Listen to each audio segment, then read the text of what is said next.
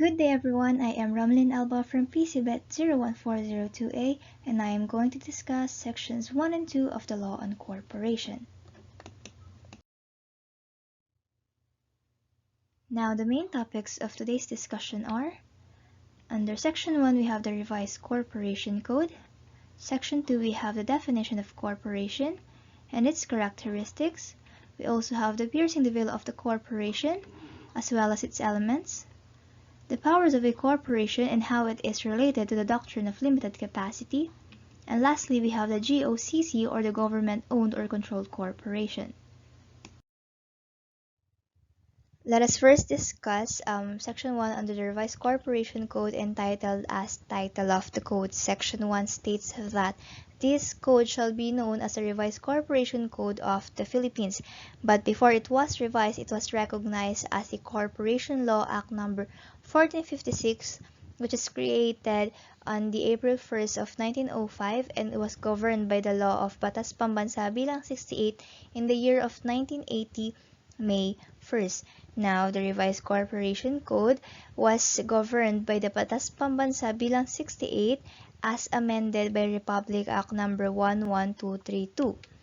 The Revised Corporation Code was approved by the Congress on 2019 of February 20th, and same year of February 21 it was signed into law and took effect of the same year of February 23, and repealed the Batas Pambansa bilang 68, which is the old Corporation Code. Well, there are lots of major changes under the Revised Corporation Code, but I will only give you some of the highlights. First is the organization of a corporation. The Revised Corporation Code removed the absolute requirement of having a minimum of 5 individuals in the formation of a corporation. As stated under the old Corporation Code, it is required for a corporation to submit requirements with a minimum of 5 members for a corporation to come into existence. Next, we have the corporate term. Under the old Corporation Code, the existence of a corporation is only limited to 50 years but is subjected for extension. However, in the new Revised Corporation Code, that limit was removed, and now the corporation can enjoy perpetual existence unless expressly limited by its articles of incorporation. Another thing is that there is now a revival of a corporation. This is where corporation whose term has expired can now apply for revival with the Securities of Exchange Commission. However, there will be a revival of not only the corporate term but also to the liabilities, duties, debts existing prior to the revival. Next, we have the one-person corporation. One-person corporation under the Revised Corporation Code is not allowed, although there is already a one-person corporation from the old Corporation Code, but it was called as a sole corporation, for which priests, pastors, imam, rabbi can incorporate a sole proprietor only for the purpose of administration of the property of the churches. But now under the Revised Corporation Code, a one-person corporation is now allowed, which can be composed by a single shareholder who may be a natural person, a trust, or an estate. The Revised Corporation Code also extends the sole corporation to all types of business, not only limited to what I've said earlier, the pastors, the rabbi, and etc. One-person corporation may acquire all the stocks of an ordinary stocks and apply for a conversion thereof into a one-person corporation. Since it is a one-person corporation, bylaws are no longer required, as it is only intended for the purpose of distributing meetings and etc. However, businesses like banks, quasi-banks, pre-need, trust, public and publicly listed companies, and non-chartered government-owned or controlled corporation may not be allowed to incorporate OPC or one-person corporation. Now last, we have the corporate powers. Under this, corporate powers conduct all business and control all properties of a corporation from among the members of that corporation. Each director and trustee shall hold office under the successor is elected and qualified, unless otherwise provided in the code. The board of directors or trustees shall exercise all corporate powers. Powers. Now, the revised corporation code contains 188 sections compared to the 149 sections of the old corporation code. It still maintains the definition of a corporation, the classes of corporation, classification of shares, management structure of corporation, corporate powers and capacity, dissolution process, mergers and consolidations, and many others.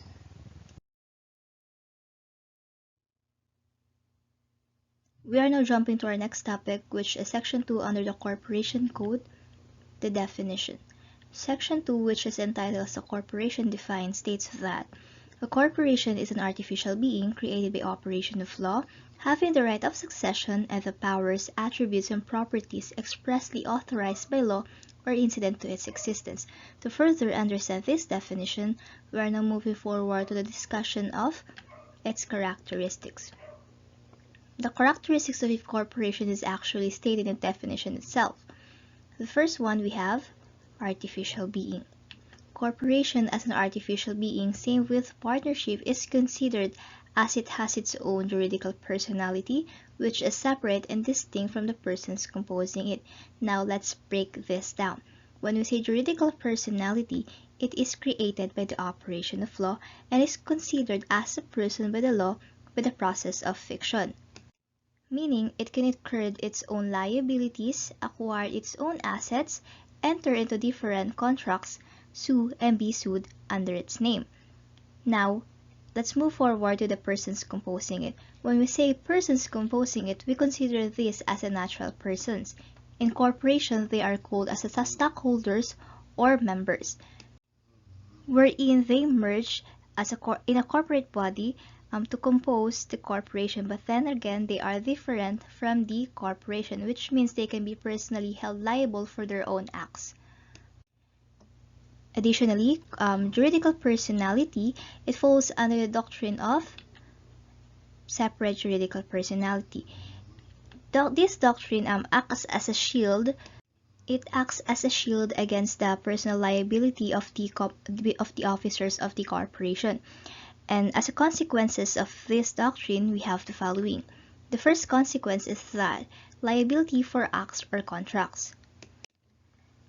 The general rule here is that the obligations incurred by the corporation acting by its authorized agents are its sole liability, meaning when authorized agents act on behalf of the corporation and under the order of the corporation, any liability that it will incur will be shouldered by the corporation, because these officers does not act in accordance of their own. Similarly, in a way that when the stockholders or members and any legal entities to which the corporation may be connected act on its own, the corporation will not be held liable for their acts. Instead, those stockholders will be made to answer their own liabilities. Again, in the process of the application rather of the doctrine of separate juridical personality. However, there are instances wherein the liabilities can be shouldered by these people when exceptional circumstances warrant, which is a second consequence of this doctrine. This happens same with the examples wherein there is an acting agent which is authorized, acts under the name of the corporation, incur a liability. They will somehow be liable or personally liable when exceptional circumstances warrants. What are these circumstances? These circumstances may be in the form to the use of the doctrine to defraud a third party or do wrongful ends. When that happens, those liabilities incurred during that time will not be shouldered by the corporation. Instead, the officers in charge will be the one to be made to answer those liabilities. Similarly, when director or trustee acted maliciously or in bad faith with gross negligence or hold himself personally liable with the corporation, or it is stated in the specific provisions under the Articles of Incorporation, they will be automatically liable for their own accord. Again, it is because they are using the name of the corporation for their own benefits, not for the benefit of the corporation. To support that argument, there is no law that prohibits a corporate officer from binding himself personally liable for the corporate debt, because that debt arises from their own personal liability, like what I've said earlier. Now we're moving forward to the third one, which is the right to bring actions. So in here, it may incur obligations and bring civil and criminal actions in its own name in the same manner as a natural person, although it may not perform certain actions. In here, for an example, a question here is that, can a corporation be held liable for crimes? The general answer here is that no. Why? It is because a corporation is a mere legal fiction. Then again, it is not same with natural persons could be criminally liable. However, in such cases that crime is committed by its officers, they are the one who will be held liable instead, or criminally liable rather, because they are the one who are responsible for that act of malice. However, there are instances wherein when the penalty of the crime is only a fine or a forfeiture of license or franchise, that is when the corporation will be the one to answer for that matter. Another question is that, can a corporation recover damages? The answer here is yes. However, there is an exemption, which is moral damages. Again, to this exemption, there is another exemption, or what we call exemption to its exemptions. It happens in cases of libel, slander, or any form of defamation. In such cases, a corporation as a juridical person can validly complain to recover damages for such libel or any defamations. That is under the Article 2219 of the new Civil Code. Next, we have right to acquire and possess property. It simply means that a corporation may acquire and possess property of all kinds. But then again, properties and assets of a corporation is of its own and not owned by the stockholders or members. Next, we have acquisition by court of jurisdiction.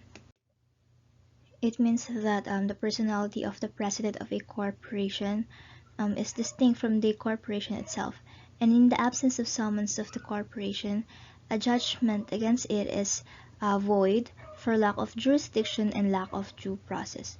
Lastly, we have the changes in individual membership. It simply means that a corporations remain unchanged and unbothered in its identity by the changes in its individual membership. It is because changes in the membership does not affect the corporation at all. In relation with the discussion of the first characteristic of a corporation, we are now moving forward to the discussion of the doctrine of piercing the veil of a corporation, also known as the doctrine of corporate alter ego. This doctrine is an exemption to the application of corporate separate legal personality by disregarding the separate personality of a corporation, for which I have discussed earlier.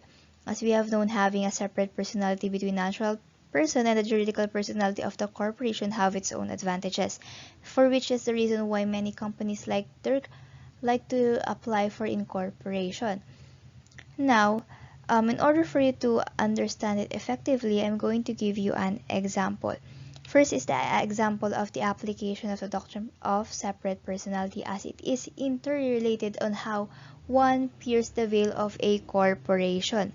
Let's say we have company ABC, which has its own juridical personality under the eyes of the law and the natural person who composed it. Let's say for an instance that company ABC incurred a liability for which results to its bankruptcy and exhaustion of its assets. Unlike in a partnership wherein any remaining liabilities of a company can be extended to the personal assets of the partners, in corporation and with the application of the doctrine of separate personality, any liabilities incurred by that corporation cannot extend to the natural people as there is a veil that protects them. Again, in the eyes of the law, these two subjects have their own separate personality, for which is that when the corporation incur a liability, the corporation alone is the one responsible to face those obligations. Now, as to the question that how does one pierce the veil of a corporate fiction? Well, the rationale is to remove the barrier, which is the veil, between the corporation from the persons compromising it, which results to holding the people responsible for committing acts irrespective to the law. Which means, for an example, let's say that liabilities incurred by the corporation arises from the acts irrespective to the laws. Anyone who is connected, or anyone from the natural person or employee of a company is connected to that can be considered as one, thus piercing the veil of the corporate fiction or the protection, removing the barrier.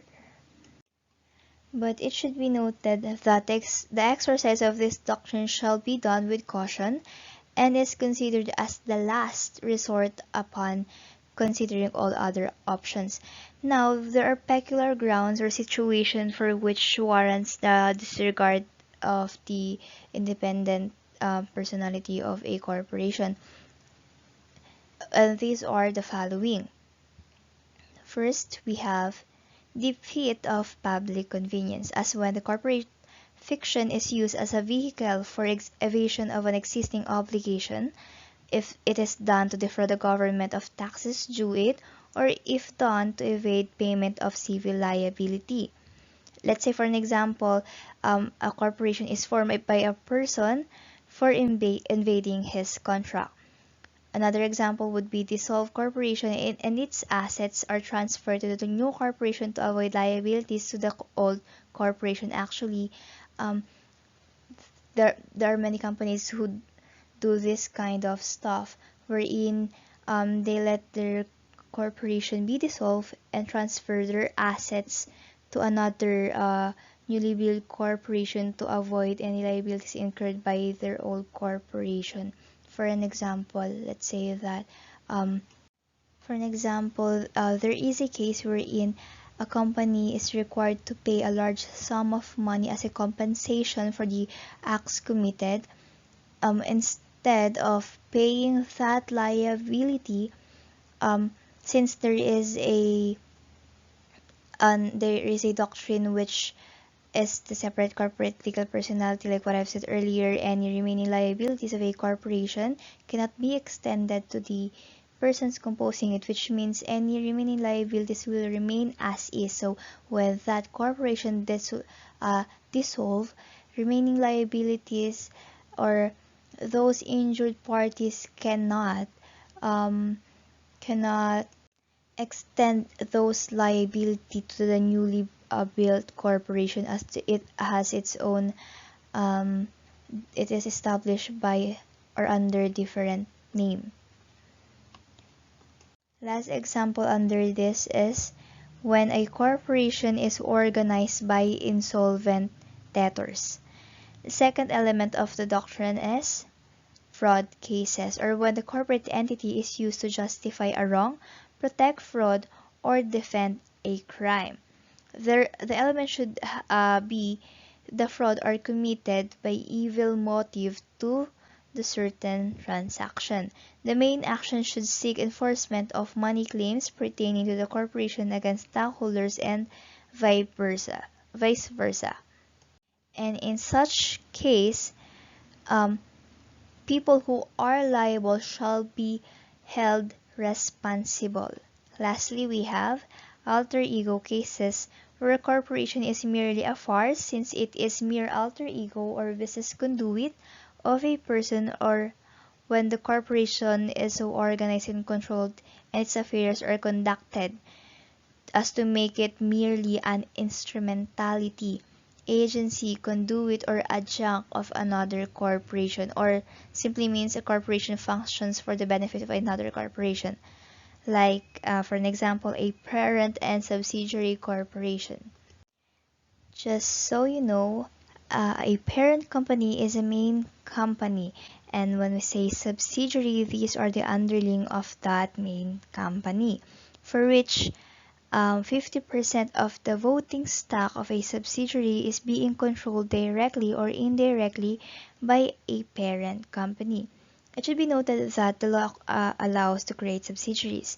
By that, as a general rule, it is if it is used for legitimate functions, the separate existence of the subsidiary is respected, and the liability of the parent company are their sole liabilities. However, factors may justify that the doctrine where it will be considered as a legal entity.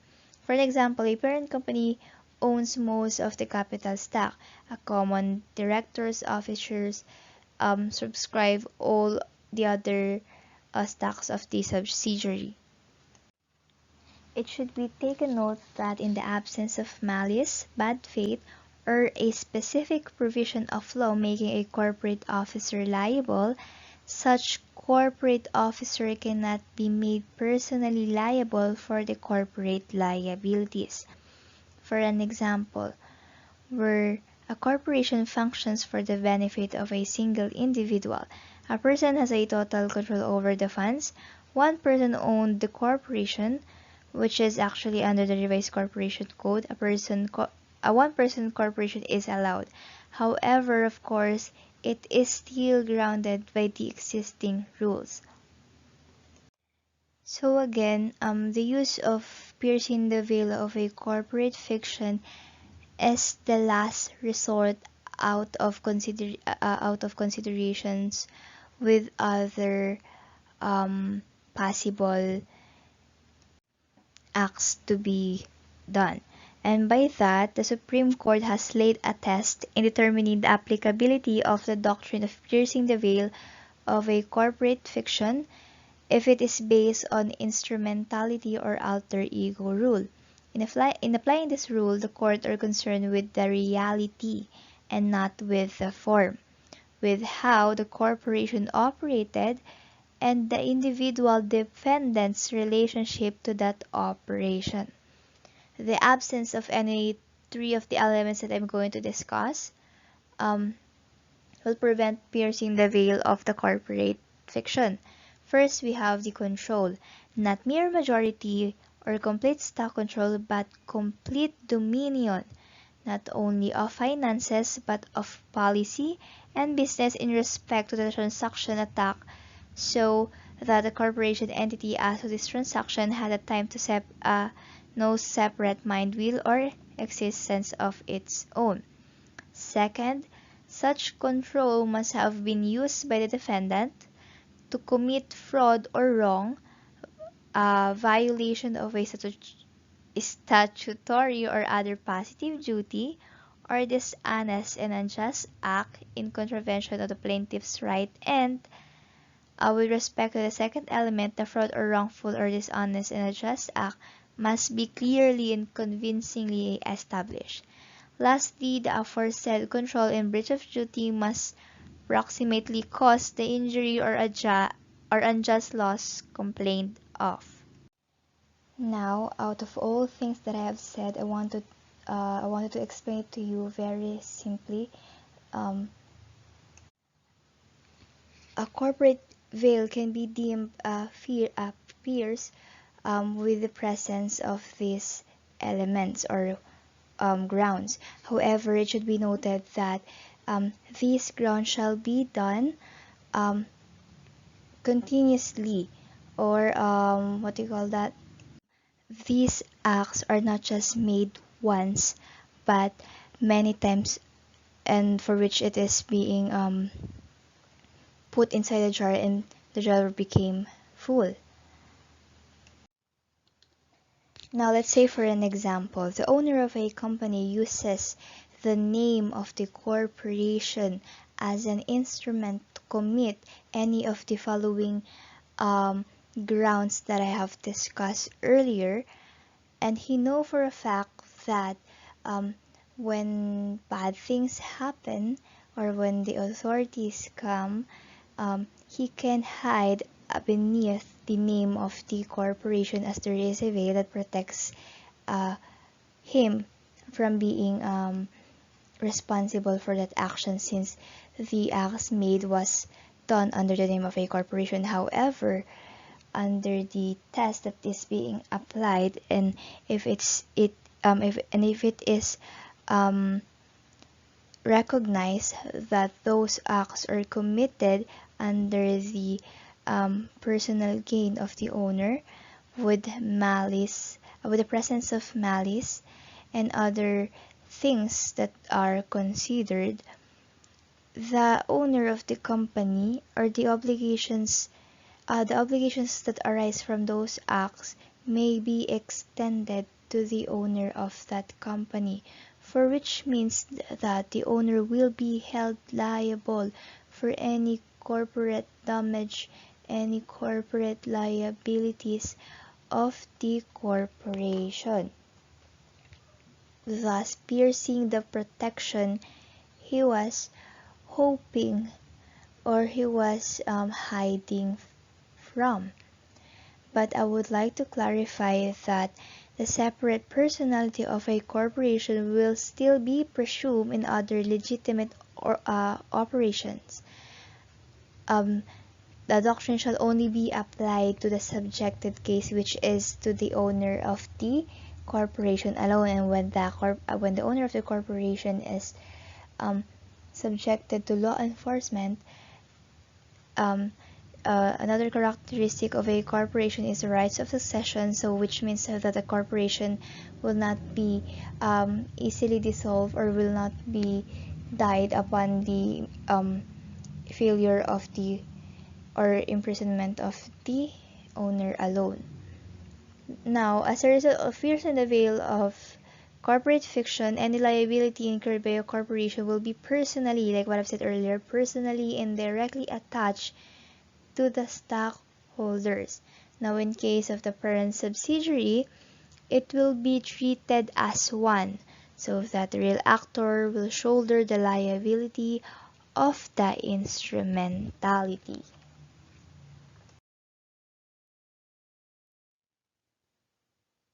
The second characteristic of a corporation is created by operation of law. Unlike in partnership, a corporation cannot come into existence by a mere agreement, by which means it is required to file a legal document which is called as the Articles of Incorporation, or sometimes called as a Certificate of Formation or a Charter. This set of documents are being filed to a government body to legally document the creation of the corporation. Articles of incorporation are important because they establish the company with its home state, informing the state of the key aspects of the business. By filing these legal documents, these shall include the following: name and address. Second is the purpose of the corporation. The common types of corporation are for-profit and not for-profit. When it is for profit, they are formed to generate revenues and provide a return to its shareholders in accordance to the percentage of ownership in the corporation. When it is for not for profit, they operate under the category of charitable organizations which are dedicated for a social cause, like educational, religious, scientific, or research purposes. Rather than distributing the revenues to its shareholders, not-for-profit organizations use the revenues to supply the operation of these charitable organizations. Third is the number of authorized shares and amount of common stocks. The ownership in a corporation represents by stocks, and in that way, revenues generated from the business operations are divided or distributed among the shareholders in equivalent with how much they own in the company. Similarly with the losses, however, there is a process for that, for which I think will be discussed by the other reporter. As for you just to know, authorized shares are the maximum number of shares a company is allowed to issue to the investors. These are laid out to the market, and any interested third party are welcome to buy it. Common stocks, on the other hand, are shares of ownership in a corporation. However, the difference is they can afford their holding voting rights, by which means they are basically the owners of the company because they are part of the board of directors, by which they are the people who discuss the business operations and future decisions that will be made for the corporation, and they have the right or say to whatever decision they come into. The difference between the voting rights are for those with ownership of the common stocks and for those who have the ownership of preferred stocks, because people who acquire the preferred stocks do not come with voting rights. Lastly, in the articles of incorporation, it shall include the names of any incorporators. There are three types of incorporators. First is the C corporation, second is the S corporation, and lastly we have the non-profit corporation. Again, these articles of incorporation shall be submitted to a government body, which is a Securities and Exchange Commission. Take note that registering your business with the Securities and Exchange Commission is mandatory not only to legitimize its juridical entity, but also to enable it to legally engage in a business. Now for the commencement of the business operations. Unlike in the partnership, wherein after exchanging agreement among the parties, the very existence of the business operation or the partnership come into place. Corporation, on the other hand, the existence can only come after it has submitted the articles of incorporation to the SEC, and the SEC issues a certificate of incorporation. The third characteristic of a corporation is having the rights of succession. This is actually one of the distinctions between partnership and corporation, as to the reason that partnership does not possess this type of rights. Now, the corporate rights of succession determines who takes over the company if the current head leaves or passes away. Let's say for an example, in a family-owned business, the corporate rights of succession typically goes to whoever is the largest shareholder in the family-owned business. Now, under this characteristic, there are three things to remember. First, continue to exist. Unlike in partnership, wherein the dissolution of the business may come into place upon the will of the partners and other circumstances that may allow, corporation, on the other hand, has the capacity of continuous existence irrespective of the death, withdrawal, insolvency, or incapacity of the individual stockholders or members, and regardless of the transfer of their interests or shares of stock.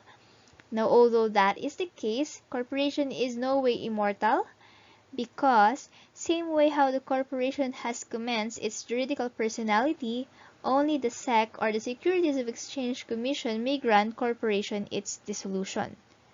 Now for the second thing to take note, you have the ownership is represented by stocks.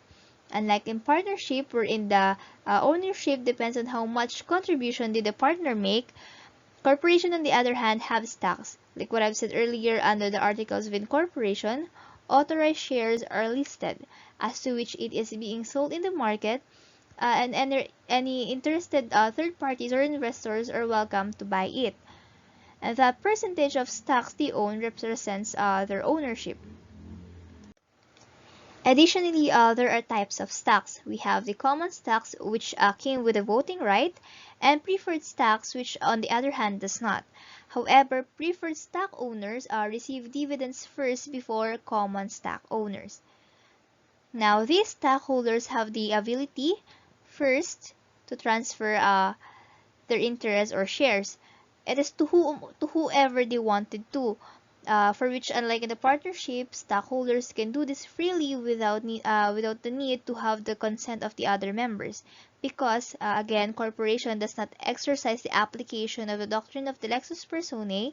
So everything as far as the operation is concerned, every decision of a corporation is based upon the results of the voting between the BOA or the board of directors. Next, extent of liability. In partnership, when the assets of the partnership exhaust upon paying the liabilities of the business, the remaining will be shouldered among the partners. But in corporations, stockholders are only liable to the extent of their ownership of stocks. So any remaining balance of the corporation will not be shouldered by its members. It will remain as is.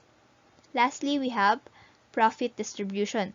Same with the extent of liability, profit distribution in corporation is based on stocks as members own and what kind of stocks it is. Now moving on, the third one, we have the legal life of corporation, which is it is limited to the period of time stated in the Articles of Incorporation, not exceeding 50 years from the date of incorporation unless sooner dissolved or unless said period is extended, by which means the 50 years life of a corporation may be extended.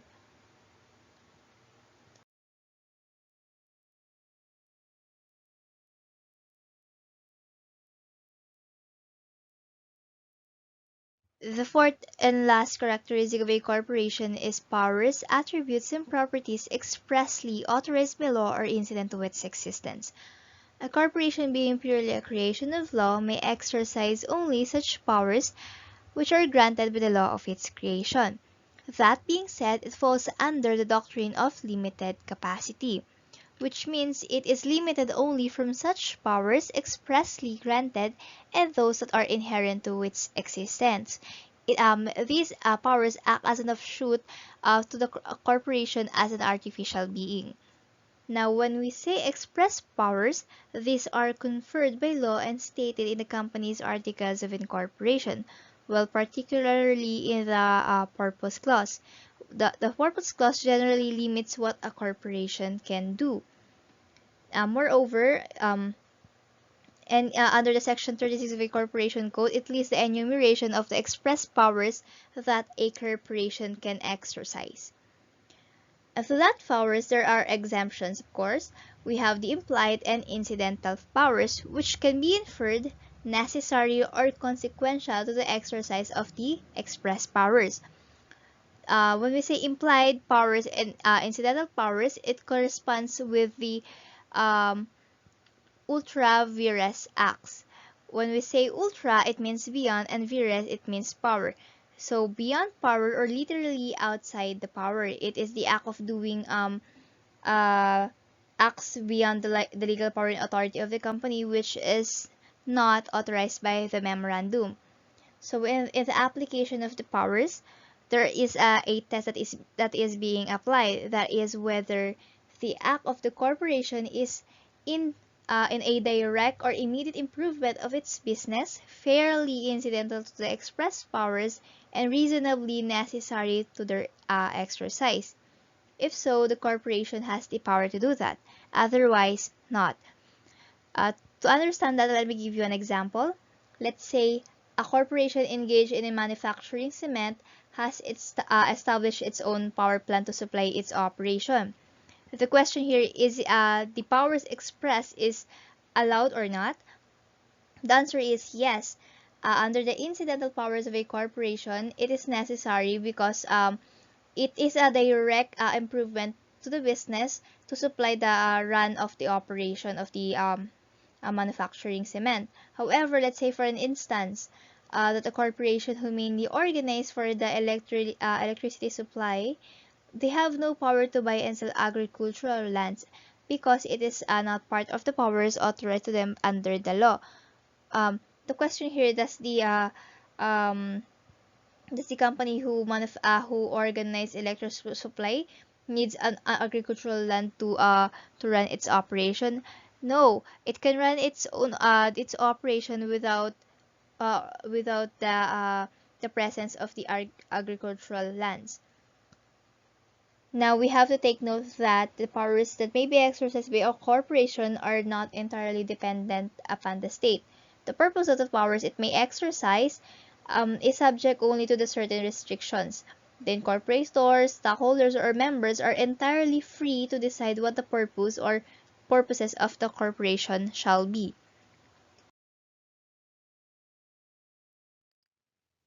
We are now down to our last topic, which is the government-owned or controlled corporation, also known as the GOCC. As defined under the Section 3 of Republic Act 10149, it refers to any agency organized as a stock or non-stock corporation vested with functions relating to public needs, whether governmental or proprietary in nature.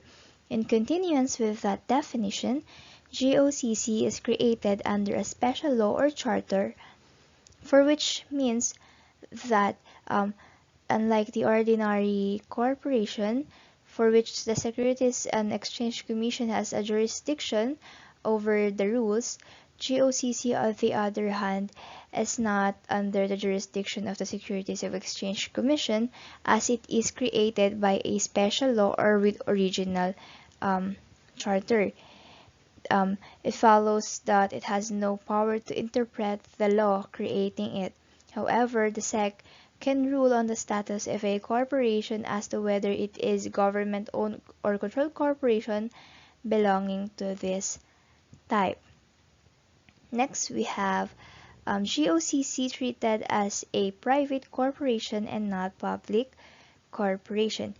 It is for the reason that they are not established for the government portion of the state, for which we are going down to the rights, powers, or privileges of government as a member of a corporation. The government never exercises its sovereignty. Instead, it acts merely as a corporator, and the mere fact that the government happens to be the majority stockholder of a corporation does not make it a public corporation. As a private corporation, it has no greater rights, powers, or privileges other, other than any other corporations organized for the same purpose under the Corporation Code.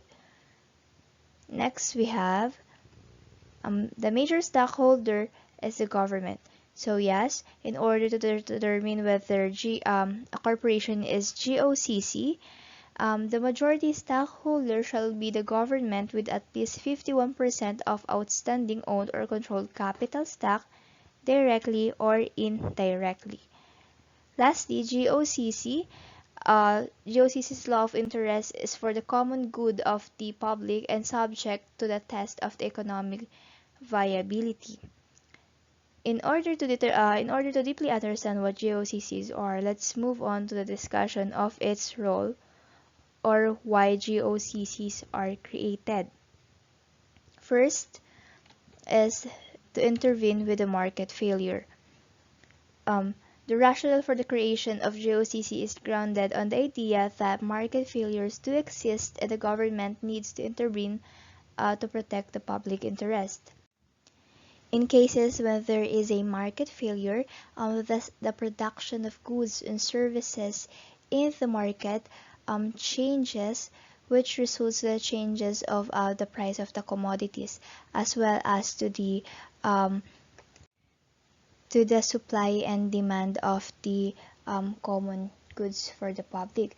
That is when the GOCC will act on that act on that place. They will provide what is needed by the public in the amount that can be afforded by the general public in order to meet their demands. Next is to protect public from natural monopolies. as we all know, there are existing natural monopolies in our country, and that is when GOCC tries to control those monopolies in order to protect the consuming public, as monopolies have a strong stability or in the market. The GOCC or the government have to intervene on its business operations, especially with the market price of the service that they are providing. Next one, there is a in cases where private sector is unwilling or unable to provide goods and services which is vital to the society, such as the creation of large infrastructures, such as our examples like roads and ports. That is when the GOCC will act on its instrumentalities to provide large infrastructures for the common good of the public. Next, we have there is a need to create bias in favor of a disadvantaged sector of the society in a free market, such that distribution of staples like rice and sugar. Lastly, we have to spare the development of strategic activities with wide-ranging economic impact. Now we have known what is GOCC and as to why it is created. We are now down to the question, how do GOCC's performance impact on the government finances? Since the government is the subject of this or the majority stockholder of the corporation, we're now going to determine what are the impacts on or the national finances. So as investments to these type of corporations are provided by the national government, they are expected to remit revenues back to the national government as stated or amended under the Section 3 of Republic Act 7656, for which states that all GOCC are required to declare and remit at least 50% of their annual net earnings as a cash, stock, or property dividends to the national government. Exempted from this rule are GOCCs which administer real or personal properties or funds held in trust for the use and benefit of its members. As of 2020, there are over 200 GOCCs which receive subsidies and pay dividends to the national government. Examples of GOCCs in the Philippines are Social Security System, which is also known as the SSS, Land Bank of the Philippines, National Power and Corporation, which is NAPCOR, Light Rail Transit Authority or LRTA, and many others.